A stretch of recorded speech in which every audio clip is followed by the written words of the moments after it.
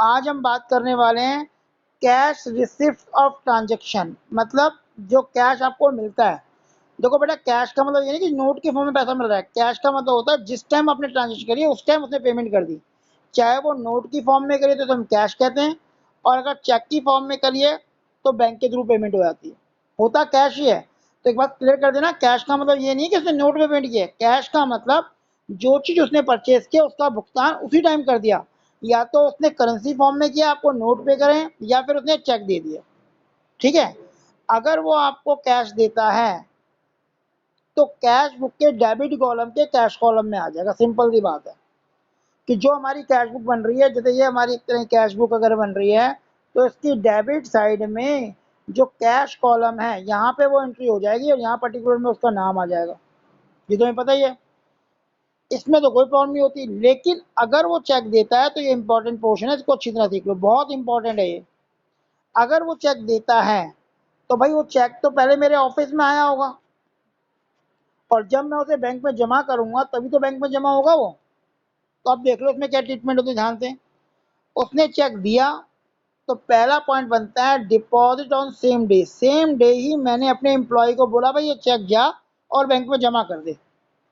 या question silent है regarding deposit, पूरे क्वेश्चन में डिपॉजिट के बारे में कुछ नहीं बोला हुआ, तो उस केस में कैश बुक के डेबिट साइड में बैंक कॉलम में आ जाएगा। ध्यान रखना कि भाई 7 मई को मुझे चेक मिला और उसी दिन मैंने उसे बैंक कर दिया, अपने एम्प्लॉय के भेज के बोला कि भाई इसे बैंक में जमा करके आ, तो cash column debit side bank में आ जाएगा, oh sorry bank column debit side में आ जाएगा। और अगर पूरे क्वेश्चन में इसके साथ कोई भी इन्फॉर्मेशन नहीं तो हम ये मानते हैं कि चेक हमने उसी दिन बैंक में जमा कर दिया होगा। सेकंड क्या होता है, डिपॉजिट अनदर डे।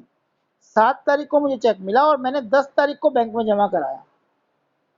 तो बेटा इसमें क्या होते हैं, जिस दिन मुझे चेक मिला होगा, step first, when check receive, 7 तारीख को जब मुझे चेक मिला होगा उसकी एंट्री बनेगी cheque in hand account debit to party का नाम, किसमें, नोट के अंदर। और 10 तारीख को जब मैं उसे जमा कराऊंगा बैंक में तो बेटा एंट्री बनेगी when deposit cheque cash book के बैंक कॉलम में हम लिखेंगे टू चेक इन हैंड। तो बात समझ आई, 7 तारीख को नोट में एंट्री बनेगी cheque in hand account debit to party का नाम, और जिस दिन 10 तारीख को जमा करूंगा, जैसे मैं यहाँ कह रहा हूँ, उस दिन कैश बुक के डेबिट साइड में बैंक कॉलम में चेक इन हैंड आ जाएगा। बी केस क्या बनता है, if cheque endorse to creditor. भाई मुझे चेक तो मिला, 7 तारीख को मुझे चेक मिला, लेकिन मैंने वो चेक जेड को ट्रांसफर कर दिया, बैंक में जमा नहीं करा।